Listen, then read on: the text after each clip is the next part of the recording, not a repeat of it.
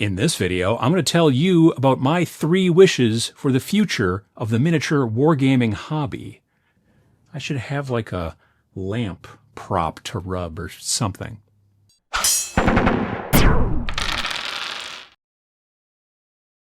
Sometimes you can't do that thing that you're used to, and then, you got to do something else. There was a lot of noise going on down by my studio today, and I didn't know about it ahead of time, and I hadn't planned for it. So I had to come back home and, record here in the Nerd Bunker. A good friend of mine calls problems like that, things that need solving on the fly. He calls them flexibility drills, and I've always liked that term. It's the difference between being flexible enough to get things done sometimes when there's problems and sometimes not, I suppose. But you won't always succeed, but it always helps to be flexible. So I was going back through old suggestions for video topics. Sometimes I ask people to comment on videos, usually in the every other Sunday show that I do live on YouTube pretty much every other Sunday.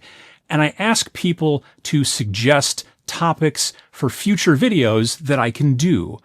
I'm going to do it again, honestly, right here. So if you have an idea for a topic for, one of my future videos, pause the video here and then drop it into the comments down below on this video, right? I like to go through and copy and paste the requests into a document and then keep them on my phone and then stare at them from time to time.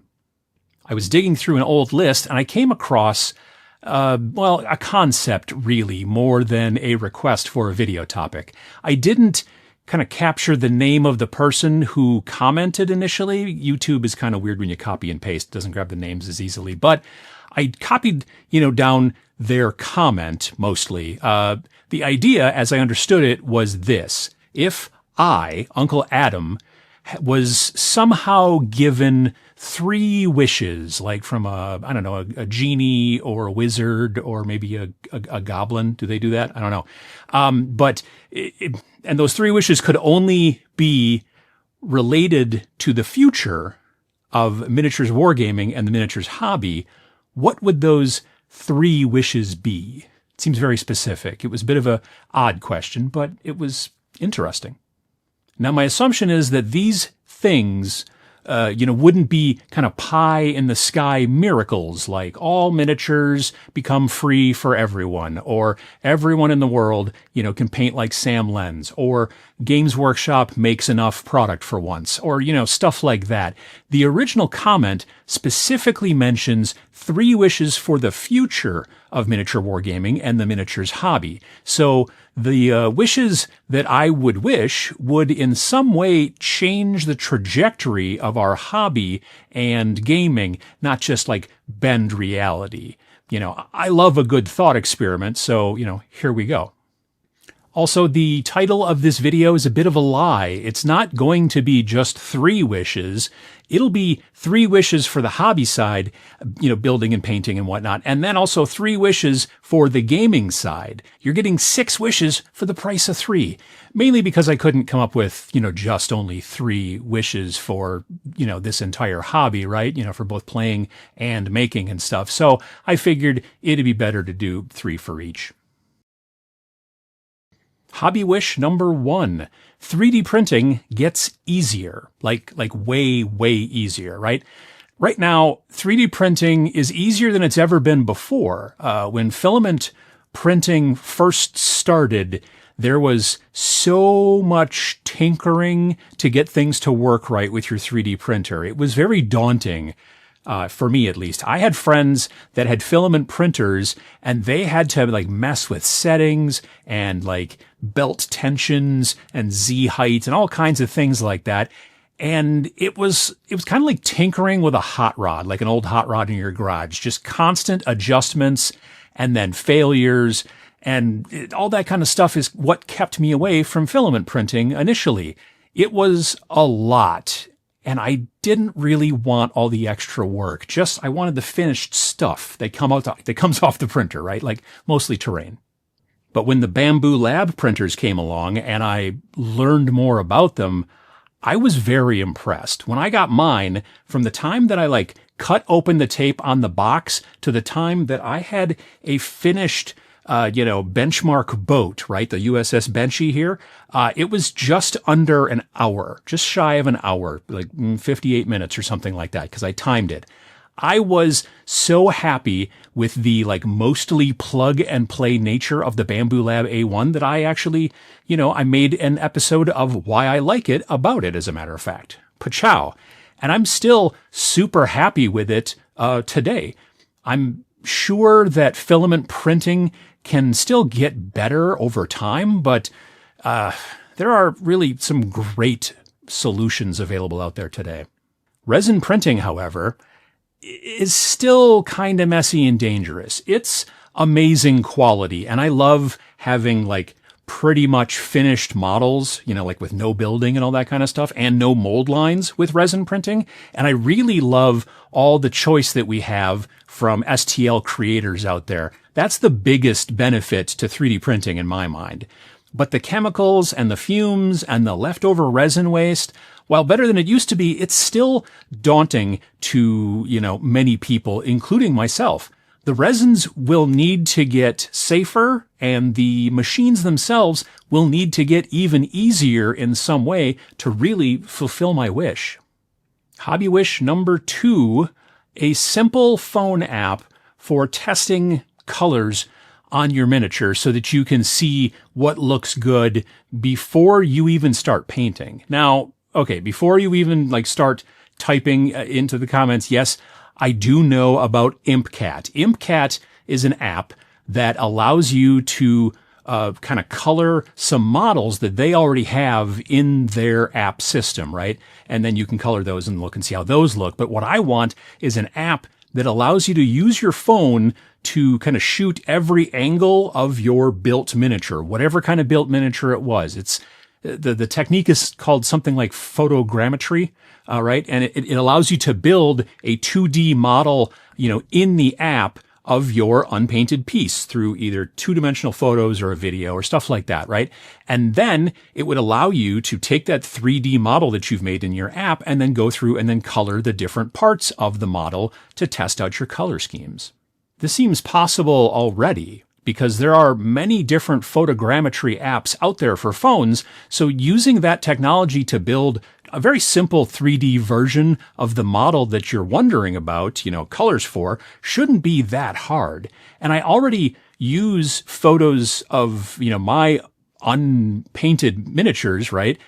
Sometimes to I'll put them into a photo software, right? And everything like that, and test colors and things like that. I made a video about that a long time ago about using photo software and stuff like that to pre-color your miniatures. Pachow.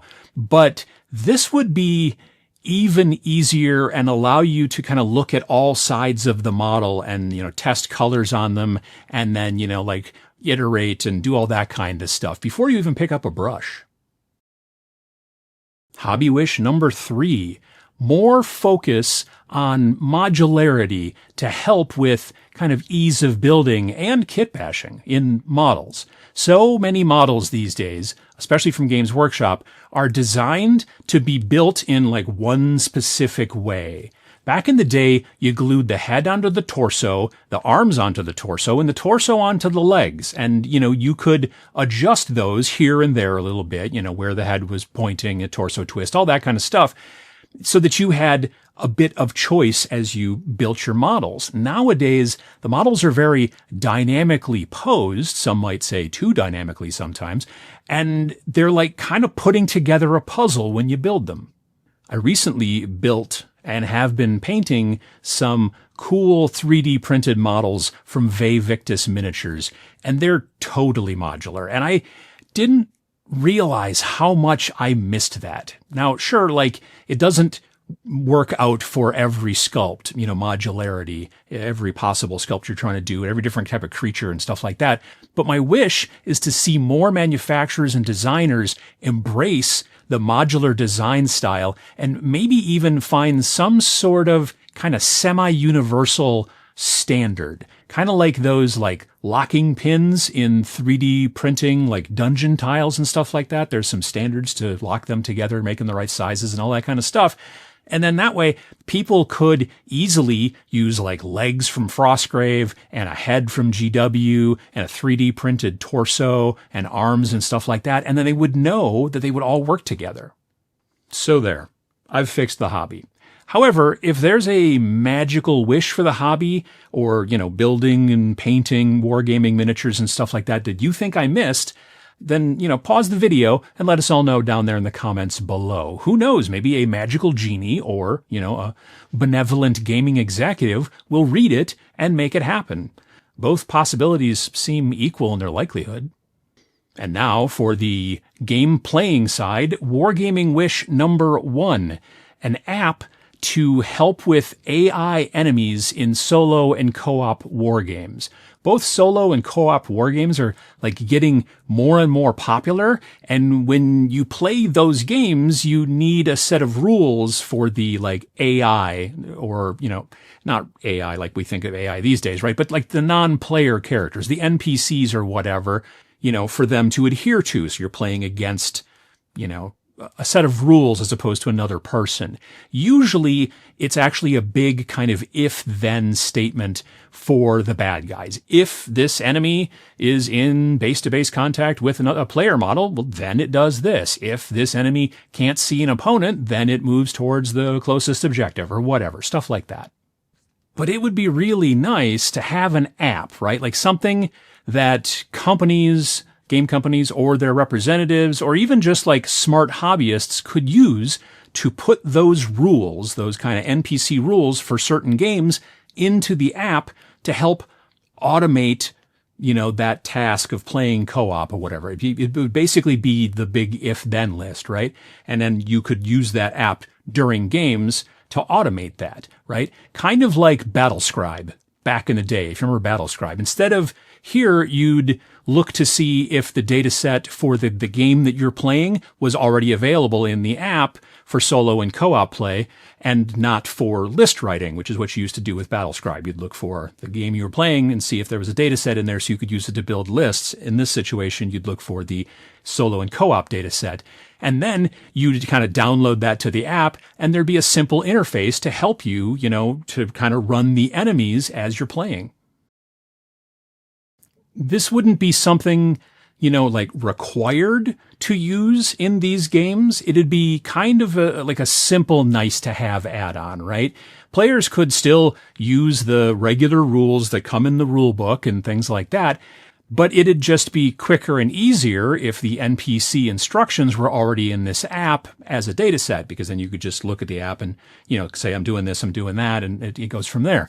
Plus, the other nice thing too is that the data sheets or the data sets or whatever could then be added in for games with, solo and co-op rules that could be from decades ago, right? To help people play and discover those games a little bit quicker and easier. And it would also be really useful trying to help more people try out solo and co-op wargaming in general.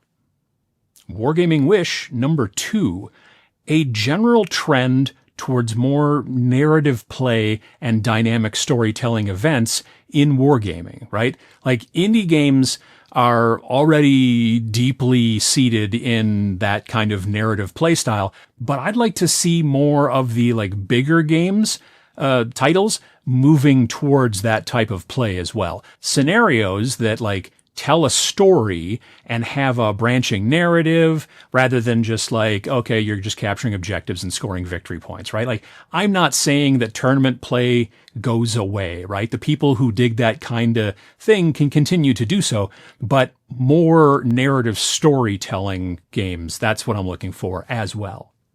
I'd love to see more global campaigns, perhaps, right? Like those become big events that players can sometimes like really get invested in emotionally, right? Like if you've played any of the big events that GW has done in the past, maybe if there was like an independent website that was designed for anyone to set up an online campaign, whether it's a game company, setting up an online campaign for one of their titles, or it spreads all over the world, or maybe it's just a large gaming club that sets something up to, within that same framework. Either way, it'd be inspiring to players, and also you could then learn potentially about other games and events from that same website.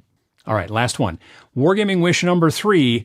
I want local game stores to be able to offer, indie game rules and not just the big name titles at their stores, right? Like maybe via some kind of kiosk or something like that. Now you're saying, Uncle Adam, right? Like Wargame Vault already exists. People can buy indie games from there and either get them as PDFs instantly or print on demand and all that kind of stuff. And while that is true, it pretty much cuts your local game store out of the loop with some sort of kiosk or something like that at the store, right? Your local store could show you all kinds of different, games that are out there, and then you could order what you want directly.